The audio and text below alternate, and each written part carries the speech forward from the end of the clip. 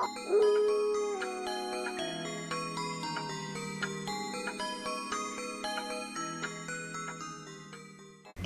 Silkies, it's Black Silk, and today I'm going to be doing a movie review on Godzilla vs. Kong. This video was requested by you all based on the polls I posted on my story for Facebook and Instagram. As you can see, most of you voted yes over no.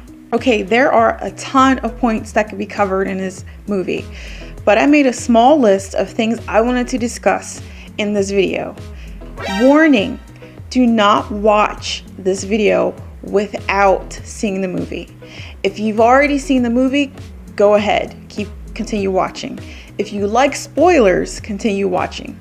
I am not going to hold back on any of the spoilers here, so just letting you guys know, I'm going to put it in the video title that it has major spoilers, and I'm not going to hold back on anything.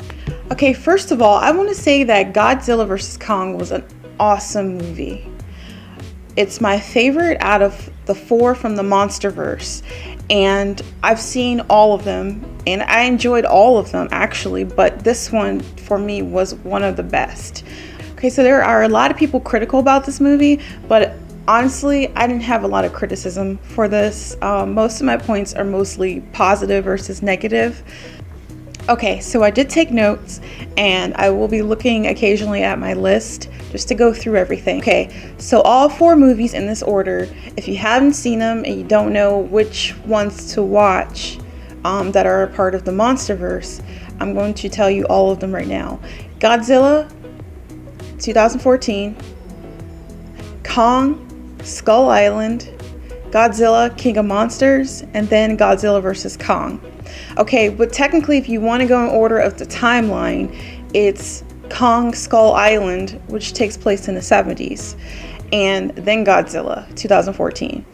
Okay, so if you haven't watched any of the other movies, I'm not saying you have to watch them in order to understand what's going on, but it does help put the story together a little bit better, and you can understand and watch the progression of Kong and also Godzilla. Okay, first of all, I wanted to say I was excited to see Millie Bobby Brown from Stranger Things, and also Alexander Skarsgård from True Blood. Okay, so obviously Millie Bobby Brown has been in several movies in her lifetime, but she's most known for Stranger Things. And Alexander Skarsgård is in a lot, but he's mostly known by a lot of people through True Blood. So even though I was excited to see those two, my favorites were Brian Tyree Henry, who played as Bernie Hayes, and also Kaylee Hoddle as Gia. Okay, so I'm going to talk about this for a minute. The moments with Gia, with Kong, actually were the most memorable, to be honest. It made the whole part between her and Kong wholesome as fuck. Like, it was adorable. You couldn't help but like feel like kind of touched a bit just watching how she communicated with Kong, and how they communicated between each other, and no one kind of got that connection that they had as much as those two did. Brian, I liked his parts. I liked his roles. He's the eccentric guy that's interested in the conspiracies, and I think he made the group between him, he made it interesting. He made it amusing. Okay, so with that said, there are actually some people who were complaining about Millie being in this movie. They were saying that they can't stand her and that she shouldn't be in this movie, and they didn't understand why the hell that her story moved over to this movie, and they were saying it was pointless and that the movie could have been good without her being in there. I didn't hate Millie in this at all. I could see some of their points, but really I think a lot of people were being really harsh about her part being in there. I think I enjoyed her story being in there. I thought it was something extra, but the movie was still really awesome, so they didn't overdo it. I think the thing that people were complaining about is that she had a smaller role in the other Godzilla movie, and they made her role a lot bigger in this one. Like, they have more face time for her, and they're just like, oh my god, why do you keep showing her face? Okay, So here's the fun part. I'm actually gonna read some of the tweets that people have posted about Millie and the movie Godzilla vs. Kong. Okay, the first tweet. I enjoyed the fuck out of Godzilla vs. Kong, but goddamn, y'all gotta stop forcing Millie Bobby Brown into the script. Wow. I don't think they forced it. It didn't feel forced to me. Another person wrote, hot take spoilers, but Godzilla vs. Kong didn't need Millie Bobby Brown's side quest to make the monsters interesting. Just make the dude making Mecha Godzilla a Vince McMahon venture capitalist type work with some good humans, and you got your movie. Ooh, harsh. Let's see the next one. I couldn't give less of a fuck about this Brian Tyree / Millie Bobby Brown plotline. Okay, I still liked Brian Tyree Henry. I think without him, maybe Millie's part would have been a little bit more boring, but disagree.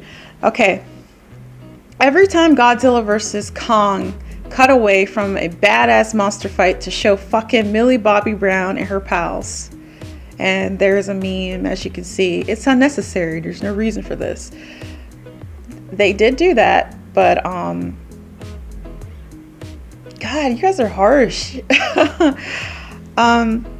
Godzilla vs. Kong should have been just fighting. I don't give a fuck about Millie Bobby Brown. Bunch of stuff about this.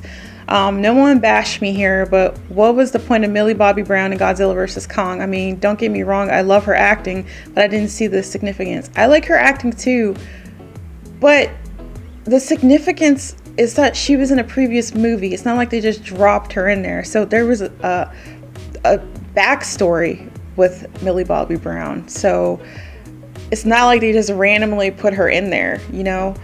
Okay, so hashtag Godzilla vs. Kong. This film was bad. No, it wasn't. It was not bad. All the humans were not likable, especially Millie Bobby Brown's team. Wow.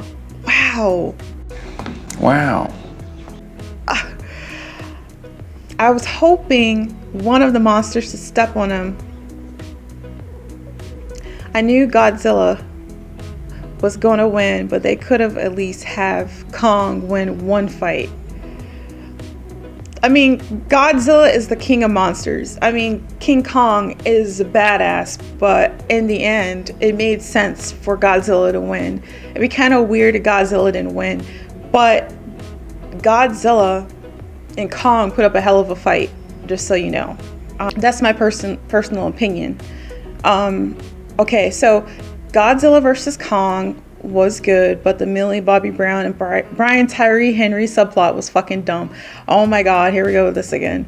So, okay, so this one I'm going to agree with. This kid was way better than Millie Bobby Brown without even saying a word. Actually, she was better than everyone.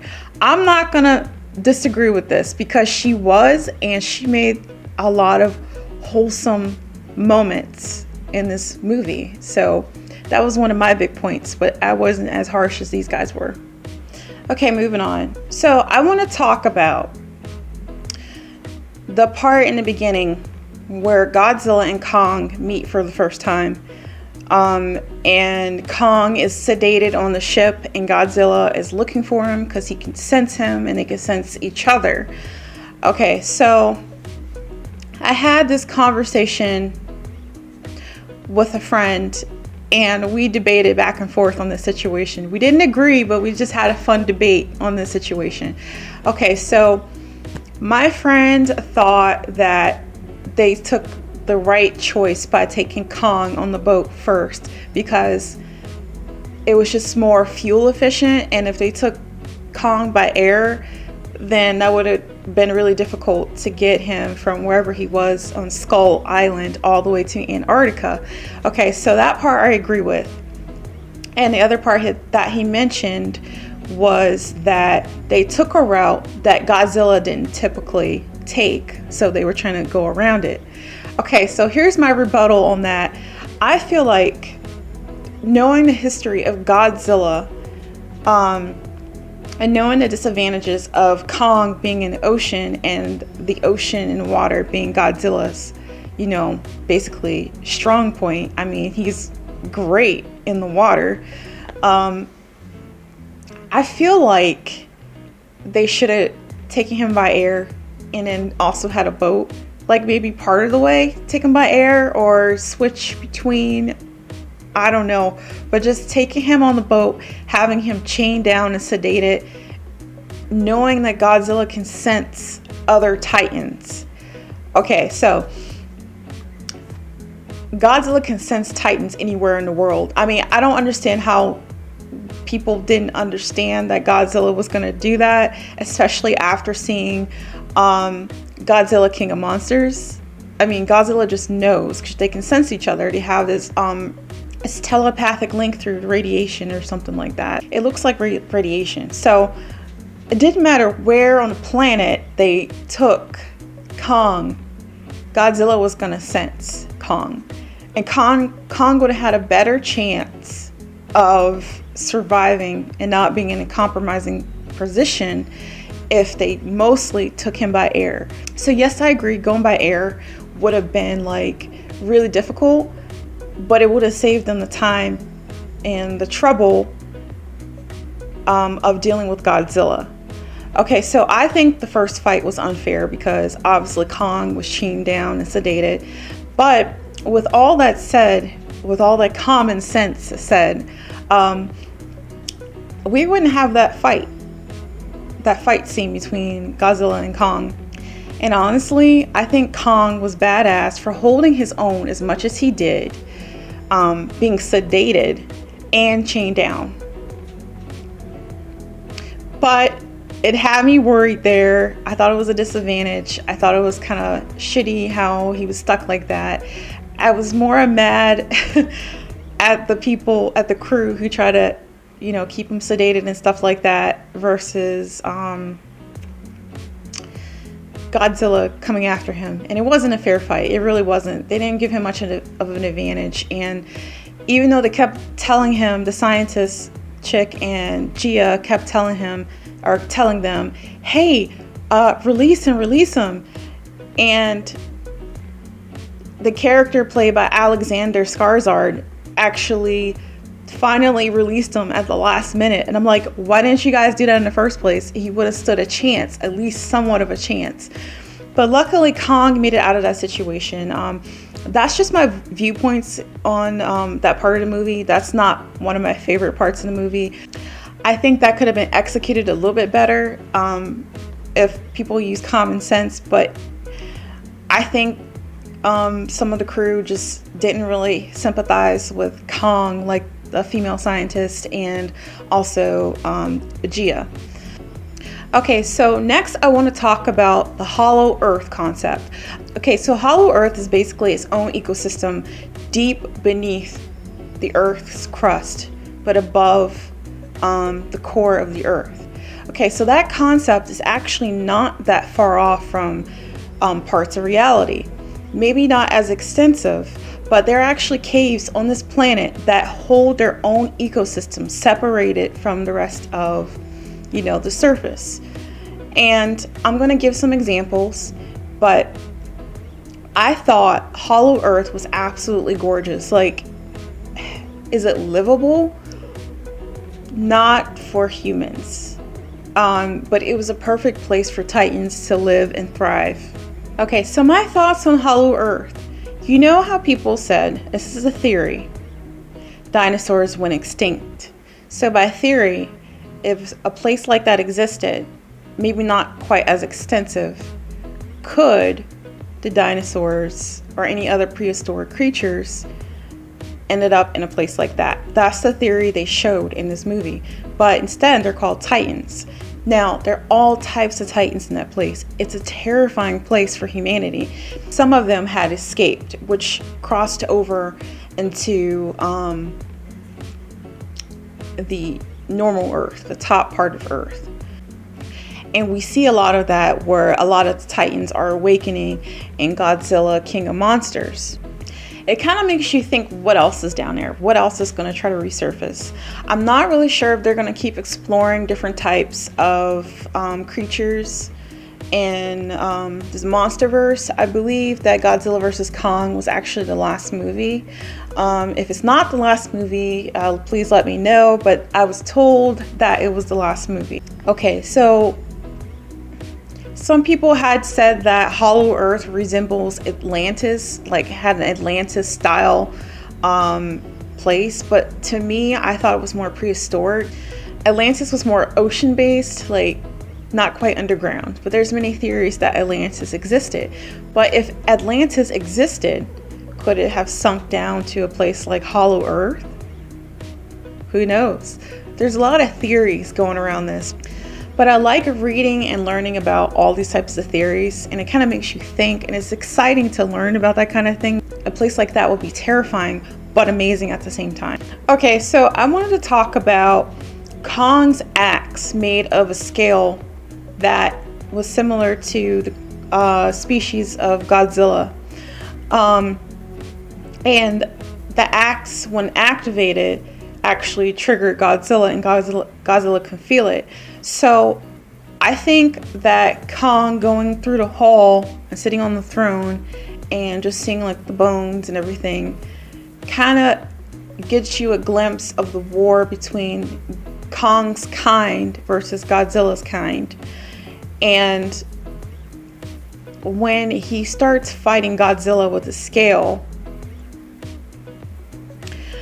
I feel like that kind of pissed Godzilla off even more.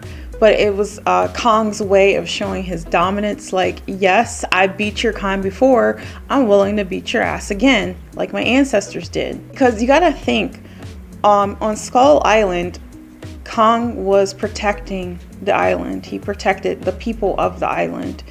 And he had his family there, and they all died out over time. So it makes me think that him and his family had migrated from Hollow Earth and then moved to like regular Earth, and were protecting where they were living against the Titans and the Skull Crushers, which were actually pretty badass, but damn. So Kong was pretty badass dealing with the Skull Crushers, but he was just like kind of like baby Kong, like a teenager, like an angsty teenager around that time. But you can see that how much that Kong had matured in Godzilla vs. Kong. About that fight, when they finally did fight, they had like their final showdown. So who was I rooting for? Actually, both of them, but for different reasons. I got attached to Kong. Kong to me was more empathetic to me versus Godzilla. When Kong got pissed off, he handed your ass to you pretty much, and he'll just like drink your blood if you were a Titan anyway, most of the time, unless you were a human that tried to kill him. So he's gonna obviously crush you if you're trying to kill him. But that's why I wanted Kong to win. I figured like Kong was older and Kong could like, you know, he's learned a lot. But I think, no offense to Gia in this, but I think he got soft over the years and he wasn't as tough. So that's the thing about Kong, but I appreciate that side of him at the same time. Godzilla is just the king of monsters. He's a badass. So that's why I wanted Godzilla to win, because Godzilla, it just made sense. I kind of went with it. Okay, so after rewatching Godzilla King of Monsters and watching how basically King Ghidorah basically handed Godzilla's ass to him, I think that Godzilla deserved this win, and I'm glad he didn't kill Kong in this, because that would have actually upset me. So I was rooting for them both, but I actually had different reasons for rooting for both of them. I just didn't want them to kill each other, because actually I feel like Godzilla and Kong actually would make a pretty good partnership. One on land and one in the sea or the ocean. But speaking of Ghidorah, I'm not trying to really go into this movie, but Ghidorah was one of the toughest enemies out of all the ones I've seen. But Ghidorah was an alien and didn't belong on the planet in the first place. But it makes you wonder, where did Ghidorah come from in this monsterverse here? They don't have a backstory on that, but I guess it'd be kind of hard to have a backstory for this one. Okay, so this is an ultra spoiler. Just warning you guys right now, it's super spoiling the movie. Okay, so this is hidden in the movie and no one knows about this unless you watched the movie or someone told you. But Mecha Godzilla is in this movie. Sorry I said it, but was not expecting that. Totally shocked. My best friend who watched it, totally shocked. We were like, whoa, we were not expecting that turn. But I saw it building up to it throughout the movie and I was like, oh shit, are they building Mecha Godzilla? And the tests were like failing and I was like, okay, maybe they won't have Mecha Godzilla, but at the end they did. Okay, so I'm going to say some points that I think Mecha Godzilla had an advantage over Godzilla. I was not expecting Mecha Godzilla to kick Godzilla's ass as much as it did, mostly because it's man-made and you can't beat the real thing. The imitation is just an imitation. You can't beat the real thing. Okay, so some of the advantages that Mecha Godzilla had, which was really unfair in the fight, is Mecha Godzilla had the missiles, longer arms. I don't know if it's just me, but I thought Mecha Godzilla had a longer reach than actual Godzilla.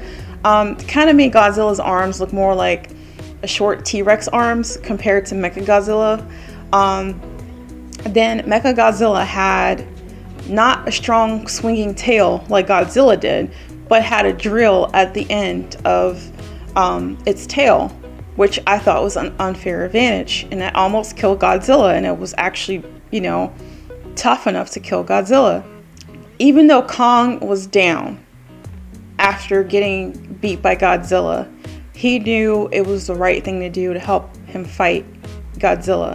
And then Godzilla understood, and I thought it helped bring more peace between them both. Now, Godzilla was basically looking for dominance originally. I don't think he wanted to just hurt Kong just to hurt him, but he wanted to, like in nature, assert his dominance, and whatever happened, whatever happened. If he didn't back down and give up, or he wasn't down, Godzilla would have probably kept going. But Godzilla has respect. That's another thing about Godzilla that I appreciate. He understands respect and he demands respect. So Kong, being as empathetic as he is, saw that Godzilla was, you know, having a hard time, and Kong did not actually see Godzilla as an enemy. I think there was a little bit of fear with Kong. He was still trying to assert his dominance. I actually think, I'm not sure, so don't quote me on this, I actually think that Godzilla might be much older than Kong, just by theory. I'm not sure. I'm actually probably going to check that out later. If I'm wrong, please correct me. I don't think that's something that's really talked about. You probably have to really research that. Actually, I'm just going to go ahead and look it up. Okay, so I was pretty much right. I looked it up, and Godzilla is much older than Kong, considering Kong was just basically a teenager like 50 years before in the 1970s. There's a theory going around that Kong's species didn't live as long as Godzilla's species, which actually isn't too far from primate species and reptilians species and lizards and stuff like that. They tend to live a bit longer since they're cold-blooded, and cold-blooded species tend to live a bit longer than warm-blooded species. So that kind of will make more sense. So, and also I think another reason that Kong lost is because Godzilla has like a lot of wisdom. He's been around, he knows, he understands. So he's like the grandfather king of monsters, so he knows better, and he still has a very long lifespan. He's been around since like, what? I think some people said like thousands of years, and Kong's been around like not even, I don't even think a full 1,000 years, to be honest. But Godzilla's been through some shit. Like what I said with Ghidorah, that was something that he wasn't used to, something he wasn't expecting. and Mechagodzilla was kind of new to him, so he's like, these people are trying to imitate me, you cannot replace me, which is why his attack in the beginning of the movie made sense. They were saying that he doesn't just attack to attack, he could sense that they were up to some shit they weren't supposed to be up to. So that's all my thoughts for Godzilla vs. Kong. Again, there's so much you can cover in this movie. And if you have anything you would like to discuss, talk about it down in the comments. Bring up some extra points. I love talking to you all down in the comments and discussing movies and things like that. If there are any other movies you would like me to review, please also leave it down in the comments below. Thanks for watching, Silkies. I hope you enjoyed this movie and I hope you enjoyed this video. Like and subscribe for more videos.